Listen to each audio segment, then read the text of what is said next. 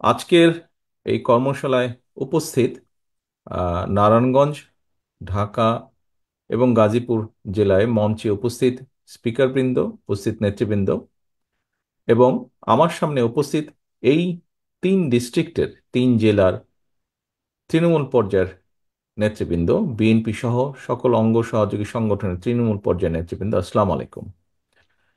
প্রিয় সহকর্মীবৃন্দ, আজকে আমাদের 31 দফার যে পর্বটি আজকে কর্মশালা পর্বটি শুরু হয়েছে, এটি কিন্তু সরাসরি তৃণমূলের যারা আমাদের নেতৃবৃন্দ, সহকর্মীবৃন্দ, তাদের সাথে বা তাদেরকে নিয়ে এই কর্মশালাটি আমাদের শুরু হয়েছে। আমরা কেন্দ্রে করেছি, জাতীয়ভাবে, তারপরে বিভাগ পর্যায়ে করেছি। আজকে আমাদের প্রথম শুরু হলো তৃণমূল নেতৃবৃন্দ, অর্থাৎ থানা বা উপজেলা পর্যায়ে, পৌর পর্যায়ের নেতৃবৃন্দকে সাথে নিয়ে। এখন প্রিয় সহকর্মীবৃন্দ, আপনারা সারাদিন এখানে আলোচনা করেছেন প্রতি জেলায়, এবং তারপরে বিকেল বেলায় কিছু আহ কারো কারো কিছু প্রশ্ন ছিল, জানার ছিল, সেগুলো নিয়ে আমরা কম বেশি আলাপ করেছি। আপনারা নিজেরাই খেয়াল করে দেখুন, আপনারা যেই বিষয়গুলো নিয়ে সারাদিন আলোচনা করেছেন এবং আপনাদের প্রশ্নের মধ্যে যেই বিষয়গুলো চলে এসছে, বিষয়গুলি কি ছিল? বিষয়গুলো ছিল, বলা যায় বিষয়গুলো সবগুলোই ছিল কিন্তু দেশের এবং দেশের মানুষের বিভিন্ন সুবিধা অসুবিধা সমস্যা নিয়ে, কনসার্ন নিয়ে আপনারা আলোচনা করেছেন। কেন আপনারা এই বিষয়গুলো আলোচনা করেছেন? খুব সহজভাবে যদি বলতে হয়, আপনারা যেই নেতৃবৃন্দ আজকে আমার সামনে বসে আছেন, থানা বা উপজেলা পর্যায়ে বা পৌরসভা পর্যায়ের নেতৃবৃন্দ, আপনারা কিন্তু প্রতিনিয়ত মানুষের সাথে, সাধারণ মানুষের সাথে উঠছেন, বসছেন, কথা বলছেন, দেখছেন, জানছেন, শুনছেন তাদের কাছ থেকে, এবং তাদের চিন্তা ভাবনার রিফ্লেকশনগুলোই কিন্তু আপনাদের প্রশ্নের মাধ্যমে উঠে এসেছে। এখন প্রিয় সহকর্মীবৃন্দ, আলোচনায় মোটামুটিভাবে আপনারা বুঝতে পেরেছেন যে আমরা 31 দফার মাধ্যমে দেশ এবং দেশের মানুষকে নিয়ে ভবিষ্যতে কি চিন্তা করছি, কিভাবে রাষ্ট্রের কাঠামোর কিছু মেরামত করা সম্ভব হয়। আমরা বিগত যেই পলাতক স্বৈরাচারের বিরুদ্ধে দল মত নির্বিশেষে, শ্রেণী পেশা নির্বিশেষে প্রতিটি মানুষ আমরা দেখেছি কিভাবে জুলাই আগস্ট মাসে নেমে এসেছিলেন রাজপথে। এই সকল মানুষকে সাথে নিয়ে, এই সকল মানুষের কম বেশি সকলের যেই প্রয়োজন, তাদের যেই চাওয়া প্রত্যাশা, দেশকে নিয়ে, ভবিষ্যৎকে নিয়ে, তার একটি সমষ্টিগত চিন্তার প্রতিফলন আমাদের এই 31 দফা। আপনাদের কথাবার্তাতেও সেগুলি আসছে। এখন প্রিয় সহকর্মীবৃন্দ, এই বিষয়গুলোকে নিয়ে আপনারা আজকে যা সারাদিন আলোচনা নিজেরা করেছেন, যা জেনেছেন, যা শুনেছেন, যা বুঝেছেন, এগুলো আমাদেরকে কিন্তু নিয়ে যেতে হবে আরো প্রান্তিক পর্যায়ের মানুষের কাছে, প্রান্তিক পর্যায়ের মানুষের কাছে নিয়ে যেতে হবে। আপনারা কৃষককে নিয়ে আলাপ করেছেন, এই 31 দফা কৃষকের কাছে নিয়ে যেতে হবে। আপনারা মহিলা নারী সমাজকে নিয়ে আলাপ করেছেন, এই নারী নেতৃত্ব শুধু নয়, পুরুষ নেতৃত্ব, সকলকে, নারীদের কাছে, প্রান্তিক পর্যায়ে নারীদের কাছে যেতে হবে। আপনারা আলাপ করেছেন মিল কারখানার শ্রমিকদেরকে নিয়ে, তাদের কাছে যেতে হবে। শিক্ষা নিয়ে আলাপ করেছেন, ছাত্র এবং শিক্ষকদের কাছে যেতে হবে, অর্থাৎ সমাজের প্রতিটি শ্রেণীর সাথে ব্যাপারে আপনারা আলাপ করেছেন, তাদের কাছে যেতে হবে। কারণ আমাদের মূল লক্ষ্য বা টার্গেট, আমরা যখন অতীতে, অর্থাৎ বিএনপি বাংলাদেশ জাতীয়তাবাদী দল শহীদ রাষ্ট্রপতি জিয়া রহমানের নেতৃত্বে এবং পরবর্তীতে দেশনেত্রী খালেদা জিয়ার নেতৃত্বে আমরা যতবার দেশ পরিচালনার সুযোগ পেয়েছি বাংলাদেশের জনগণের সমর্থনকে নিয়ে, আমরা প্রতিবার চেষ্টা করেছি এই দেশের মানুষের ভাগ্যের পরিবর্তন ঘটাতে, দেশটাকে আগিয়ে নিয়ে যেতে, আমরা এগিয়ে নিয়ে যেতে আমরা চেষ্টা করেছি মানুষের যাতে কিছুটা বেটার থাকে, মানুষ কিছুটা ভালো থাকে। প্রিয় সহকর্মীবৃন্দ, আমি প্রায় একটি কথা বলি, আজকেও আপনাদের সামনে তুলে ধরতে চাই কথাটি। আপনাদের সাথে বিভিন্ন সময় বিভিন্ন পর্যায়ে আমার মিটিং হয়েছে বা কথাবার্তা যখন হয়েছে, ভিউজ এক্সচেঞ্জ হয়েছে, আপনারা আপনাদের বক্তব্যের এক পর্যায়ে প্রায় প্রত্যেকটা নেতাকর্মী কিন্তু, সেটি যে বিভাগ পর্যায়ে, জেলা পর্যায়ে, থানা পর্যায়ে, ইউনিয়ন পর্যায়ে, যখনই কথা হয়েছে একটি কথা বলেছেন, বাংলাদেশের মানুষ তাকিয়ে আছে বিএনপির দিকে, বা বিএনপির কাছ থেকে তাদের ভালো বড় কিছু প্রত্যাশা। প্রিয় সহকর্মীবৃন্দ, কোটি কোটি মানুষের যখন প্রত্যাশা থাকে, তখন সেই দায়িত্বটি কিন্তু অনেক বড় থাকে। আজকে দেখুন, আপনি নিজে যখন বের হন আপনার এলাকায়, তখন কিন্তু এই বর্তমান প্রেক্ষাপটে আপনি একজন ইউনিয়নের নেতা হন, আপনি থানা, পৌরসভা, উপজেলা, জেলা, যেই পর্যায়ে আপনি নেতা হন না কেন, আপনি বিএনপির মূল দলের নেতা হন অথবা আপনি অঙ্গ সহযোগী সংগঠনের নেতা হন, আপনি যখন ঘর থেকে বের হন, আপনার আশেপাশের সাধারণ মানুষ যারা আপনাকে জানে যে আপনি বিএনপির সাথে সম্পৃক্ত, বিএনপির রাজনীতি করেন, দেশনেত্রী খালেদা জিয়া, শহীদ রাষ্ট্রপতি জিয়াউর রহমানের রাজনীতি আপনি করেন, আপনাকে সালাম দিয়ে কিন্তু জিজ্ঞেস করে, ভাই কি অবস্থা, দেশের কি অবস্থা, কি হবে, নির্বাচন কবে হবে, জিজ্ঞেস করে না এরকম প্রশ্ন উত্তর? আপনাদেরকে জিজ্ঞেস করে। আপনারা যারা মিল কারখানা পরিচালনা করেন, আপনাদেরকে আপনাদের অন্য মিল কারখানার মালিক তাদের সাথে দেখা হলে জিজ্ঞেস করে, কি ভাই কি অবস্থা, দেশে নির্বাচন কি হচ্ছে, নাহলে তো ব্যবসা বাণিজ্য ঠিকভাবে হচ্ছে না, সবকিছু থেমে আছে। অর্থাৎ আপনারা যারা, কেউ যারা শিক্ষকতা করেন, অন্য সহকর্মীবৃন্দ আপনাদের জিজ্ঞেস করে, কি ভাই কবে নির্বাচন হবে, কিভাবে কবে হবে। কেন আপনাদেরকে জিজ্ঞেস করে? আর তো কাউকে জিজ্ঞেস করছে না, অন্য কাউকে জিজ্ঞেস করছে না, কিন্তু আপনাকে জিজ্ঞেস করছে, আপনি বিএনপির নেতা হিসাবে আপনাকে জিজ্ঞেস করছে বা বিএনপির কর্মী হিসাবে আপনাকে জিজ্ঞেস করছে। এ কারণেই জিজ্ঞেস করছে, কারণ প্রত্যাশাটাই আপনাদের কাছে, প্রত্যাশাটাই আপনাদের কাছে, তারা মনে করে যে হ্যাঁ, কিছু ভালো কিছু করতে পারলে বিএনপি করতে পারবে। অধিকাংশ মানুষের, আমি বলছি না 100%, বাট দেশের অধিকাংশ মানুষের এরকমই প্রত্যাশা, এরকমই বিশ্বাস, এরকমই ধারণা। এখন সহকর্মীবৃন্দ, আপনারা এখানে উপস্থিত প্রত্যেকে এক একজন রাজনৈতিক কর্মী। একজন রাজনৈতিক কর্মী অথবা একটি রাজনৈতিক দলের সবচেয়ে বড় সফলতা কি?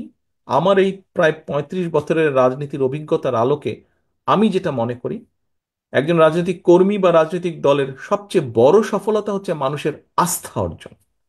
মানুষের আস্থা অর্জন, এই যে আপনি যখন বের হন, যেই কথাটি বললাম, আপনি যখন বের হন মানুষের সালাম পাচ্ছেন, আপনি দেখুন, আপনার নাম যদি ধরেন, আপনার নাম কাশেম, আপনার আশেপাশে সমাজের, আপনার সামাজিকভাবে আপনার আশেপাশে অনেক কাশেম আছে, কয়জন কাশেমকে দেখলে মানুষ দৌড়ে এসে সালাম দিচ্ছে অথবা কথা বলছে? কিন্তু আপনি কাশেম, আপনার সাথে কেন কথা বলছে, সালাম দিচ্ছে? বিকজ আপনি বিএনপি করেন, বিকজ আপনি বিএনপি করেন। আপনার সাথে অথবা তার সাথে, সেই ব্যক্তিটির সাথে যারা সালাম দিচ্ছে, যাদের কনসার্ন আছে, যারা জানতে চাইছে, তাদের, তারা মনে করে যে তাদের ভাগ্যের সাথে আপনার একটি বিষয় জড়িত আছে, আপনার কথাবার্তা, উঠা বসা, আপনার বক্তব্য, বিবৃতি, আপনার কাজকর্মের সাথে তাদের ভাগ্য কম বেশি জড়িত আছে, তাদের ভবিষ্যৎ জড়িত আছে, সেজন্যই আপনাকে জিজ্ঞেস করে, আপনার উপর আস্থা রাখতে পারে, ভরসা রাখতে পারে। প্রিয় সহকর্মীবৃন্দ, আমার মূল যে কথাটি ছিল এখানে বলার, সেটি হচ্ছে যে এই যে আপনার উপর আস্থা ভরসা রাখছে, এই যে এটাই হচ্ছে আপনার সবচেয়ে বড় সফলতা একজন রাজনৈতিক কর্মী হিসাবে, যে মানুষ আপনার উপরে আস্থা রাখছে, বিশ্বাস করছে আপনাকে। একটি রাজনৈতিক দলের এই যে আপনারা কর্মসূচি ডাক দিলে, আমরা যখন কর্মসূচি ঘোষণা করি, হাজারো লক্ষ মানুষ সেই কর্মসূচিতে অংশগ্রহণ করে। কেন? মানুষের আস্থা বা বিশ্বাস। এখন সহকর্মীবৃন্দ, এই বিশ্বাস, আপনি যে পর্যায়ের নেতা হন, বিশ্বাস রাখুন মনের মধ্যে, আপনি যে পর্যায়ের নেতা হন সেটি বিষয় নয়। মূল বিষয় হচ্ছে জনগণ আপনার উপর আস্থা রাখে, সেটি 5 জন হোক, 50 জন হোক, 500 হোক, 5,000 হোক, আপনার উপরে মানুষ আস্থা রাখছে। আপনি যে পর্যায়ের নেতা হন, ইউনিয়ন, গ্রাম, ওয়ার্ড, পৌরসভা, থানা, জেলা, যাই হন না কেন, আপনার উপরে মানুষ আস্থা রাখছে। আপনি বিএনপির হন, আপনি ছাত্র দলের হন, আপনি মূল দলের হন, আপনি যুব দল, স্বেচ্ছাসেবক না, মহিলা দল, কৃষক দল, যেটাই হন না কেন, আপনার উপর আস্থা রাখছে। এটাই হচ্ছে আপনার সবচেয়ে বড় সফলতা বা সবচেয়ে বড় বিষয়, আপনার রাজনৈতিক অর্জন, সফলতা। এখন এই আস্থা তো ধরে রাখার দায়িত্ব জনগণের নয়, এই আস্থা ধরে রাখার দায়িত্ব আপনার, আমাদের সকলের। আপনি হচ্ছেন আপনার এলাকায় বিএনপির অ্যাম্বাসাডর, বিএনপির রাষ্ট্রদূত। আপনি আপনার এলাকায়, আপনাকে দিয়ে মানুষ বিএনপিকে বিচার করবে, আপনাকে দিয়ে মানুষ বিএনপিকে চিন্তা করবে। কাজে আপনি কি, তখন মনে করবে যে আপনি ভালো হলে বিএনপি ভালো, আপনি খারাপ হলে বিএনপি খারাপ। আমি জানি না আপনারা কথাটা বুঝতে পারছেন কিনা, বাট কথাটা সহজ এবং সিম্পল। আপনাকে দিয়ে মানুষ বিএনপিকে বিচার করবে। কাজেই প্রিয় সহকর্মী, নেতৃবৃন্দ, আজকে আপনারা এই যে প্রশ্নগুলো করেছেন, আমাকে করেছেন, মঞ্চকে প্রশ্নগুলো অনেক করেছেন, আপনি আপনার কনসার্ন থেকে প্রশ্ন করেছেন, আপনি ফিরে গিয়ে আপনার সেই মানুষগুলোকে বলবেন, আপনি যে আমি এই প্রশ্নে, তারা এই বলেছে আমাকে। এই যে আপনার কনসার্ন, এই যে আপনার জানতে চাওয়া, আপনি তো নিজের জন্য জানতে চাননি, আপনি দলের কাছে জানতে চেয়েছেন, আমার কাছে জানতে চেয়েছেন, দলের দায়িত্বপ্রাপ্ত হিসাবে আপনি মঞ্চে যারা দায়িত্বপ্রাপ্ত তাদের কাছে জানতে চেয়েছেন। কেন? যাতে আপনি গিয়ে জবাব দিতে পারেন যে আমি কৃষি সম্পর্কে এই জানতে চেয়েছি কৃষক ভাইদের জন্য, আমি শিক্ষা সম্পর্কে জানতে চেয়েছি ছাত্র বা শিক্ষকদের জন্য, এই কারণে আমি জানতে চেয়েছি। অর্থাৎ আপনার এই কনসার্ন থেকে আপনি জানতে চেয়েছেন। এখন প্রিয় সহকর্মীবৃন্দ, আপনাকে আরেকটি বিষয়ে সচেতন থাকতে হবে, আরেকটি বিষয়ে কনসার্ন থাকতে হবে। আমি প্রায় প্রত্যেকটি অনুষ্ঠানে কর্মশালায় বলছি, একটি কথা বলছি, জনগণকে সঙ্গে রাখুন, জনগণকে সাথে রাখুন। আমরা কিন্তু সবসময় বলেছি আমরা আমিডামির নির্বাচনে বিশ্বাস করি না। আমরা একটি রাজনৈতিক দল, নির্বাচনে আমরা যাব, নির্বাচন আমরা করব, নির্বাচন আমরা চাইবো, এখানে লুকোছাপার কোনো ব্যাপার নেই, এটা নর্মাল সিম্পল। জনগণের সমর্থন আমরা পাবো, বেশি পেলে আইন অনুযায়ী, নিয়ম অনুযায়ী, দেশের সংবিধান অনুযায়ী যা হবার সেটিই হবে। জনগণের সমর্থন ভিত্তিতে জনগণ যাকে বেশি সমর্থন দিবে তারা দেশ পরিচালনা করবে। অর্থাৎ আমরা নির্বাচন চাইবো, নির্বাচন চাওয়াটা কোনো অন্যায়ের বিষয় না, এটাই স্বাভাবিক। এখন নির্বাচনকে যদি ফেস করতে হয়, আমরা আমিরামি নির্বাচনে তো বিশ্বাসী না, আমরা আহ, আমরা নিশিরাতের নির্বাচনেও বিশ্বাসী না, আমরা ভোট ডাকাতের নির্বাচনেও বিশ্বাসী না। আমরা একটি স্বচ্ছ স্বাভাবিক নির্বাচনে বিশ্বাসী, যেখানে মানুষ নির্ভয় নির্দ্বিধায় ভোট দিবে। আমরা সেই নির্বাচনে বিশ্বাসী, মুক্তভাবে ভোট দিবে।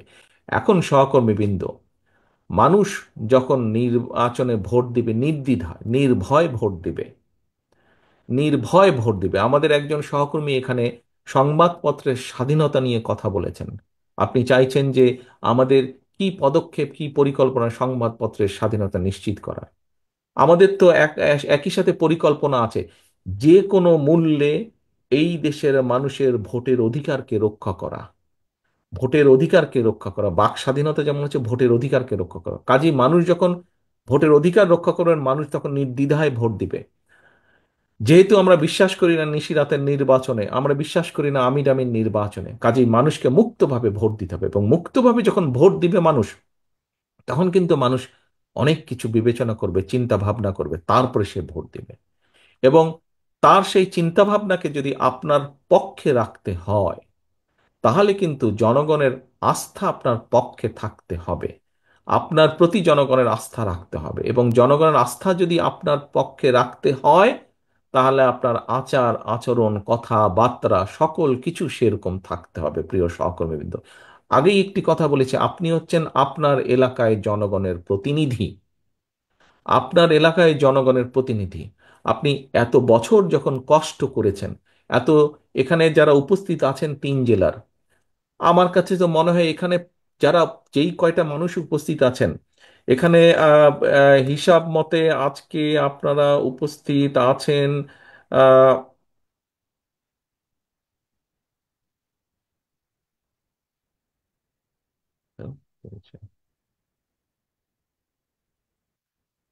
আপনারা আজকে গাজীপুর থেকে, আমার হিসাবে আমি যে হিসাব পেয়েছি, গাজীপুর থেকে প্রায় 810 জন উপস্থিত আছেন, ঢাকা জেলায় আছেন 750 জন, নারায়ণগঞ্জে আছেন 965 জন মানুষ উপস্থিত আছেন। এই যে প্রায় 3000-এর কাছাকাছি মানুষ যে আপনারা উপস্থিত আছেন এখানে, বলে দেওয়া যায় মোটামুটি যে প্রত্যেকটা মানুষের বিরুদ্ধে না হলেও একটি করে হলো, এই স্বৈরাচারের আমলে একটি করে হলো মিথ্যা বা গায়েবী মামলা আছে, মিনিমাম আছে না?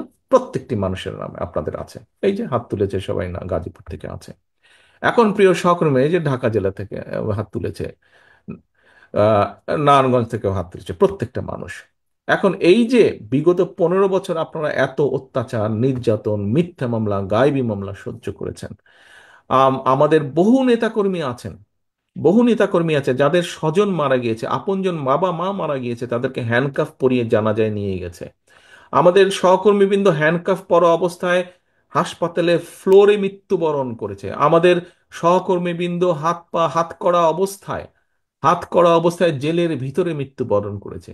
যেই দলের নেতাকর্মীরা এত অত্যাচার নির্যাতন সহ্য করে এই পর্যন্ত আপনারা এসেছেন, এই পর্যন্ত দলের ঐক্যকে ধরে রেখেছেন, এই পর্যন্ত জনগণের আস্থাকে ধরে রেখেছেন, আমাদের ভেতরে যদি কেউ নিজের স্বার্থ হাসিলের জন্য এই আস্থাকে আঘাত করে, এই আস্থাকে, বিশ্বাসকে, জনগণের আস্থা বিশ্বাসকে নষ্ট করে নিজের স্বার্থ সিদ্ধির জন্য, ব্যক্তিগত স্বার্থ সিদ্ধির জন্য, আমার অনুরোধ থাকবে আপনাদের সহকর্মী হিসেবে, প্রত্যেকের কাছে অনুরোধ থাকবে, আপনাদের নেতা হিসেবে আপনাদের প্রত্যেকের প্রতি আবার নির্দেশনা থাকবে, শক্ত হাতে সেই লোকগুলোকে দমন করতে হবে আপনাদের।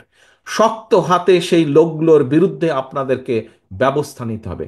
কেন নিতে হবে, কেন আপনাদেরকে এই কথাটি বলছি? আগেই বলেছি, 3 জেলার আপনারা যারা এখানে উপস্থিত আছেন, প্রত্যেকে আপনারা কিন্তু আজকে এখানে নেতা হিসাবে উপস্থিত হয়েছেন।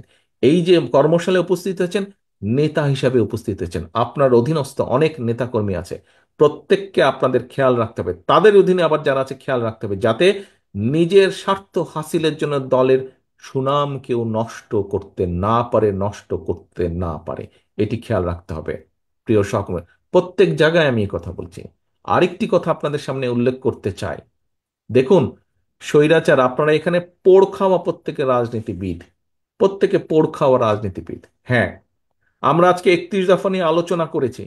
31 দফা নিয়ে আমরা 31 দফার ভিতরে আমরা দেশের শিক্ষা নিয়ে আলোচনা করেছি, দেশের মানুষের স্বাস্থ্য নিয়ে আলোচনা করেছি, দেশের যুবকদের ভবিষ্যৎ প্রজন্মের কর্মসংস্থান নিয়ে আমরা কম বেশি আলোচনা করেছি, দেশের শিল্প নিয়ে আমরা আলোচনা করেছি, কৃষি নিয়ে, মহিলা নারী সমাজকে নিয়ে আমরা আলোচনা করেছি। প্রত্যেকটি, প্রায় অলমোস্ট প্রত্যেকটি কম বেশি সাবজেক্ট নিয়ে আলোচনা করেছি।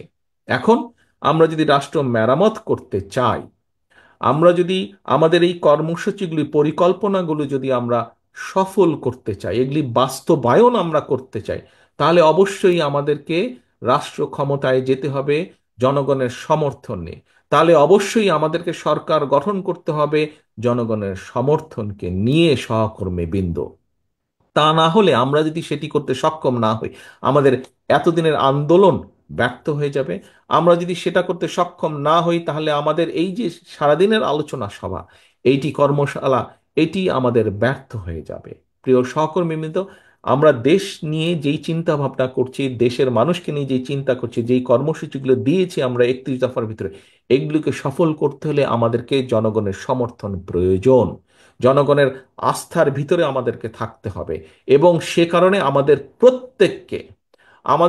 প্রত্যেককে আমাদের অবস্থান থেকে যেটি সঠিক সেই কাজটি করতে হবে, যেটি অনৈতিক, যেটি খারাপ কাজ, সেটিকে আমাদের ত্যাগ করতে হবে, সেটির বিরুদ্ধে আমাদের প্রতিবাদ গড়ে তুলতে হবে।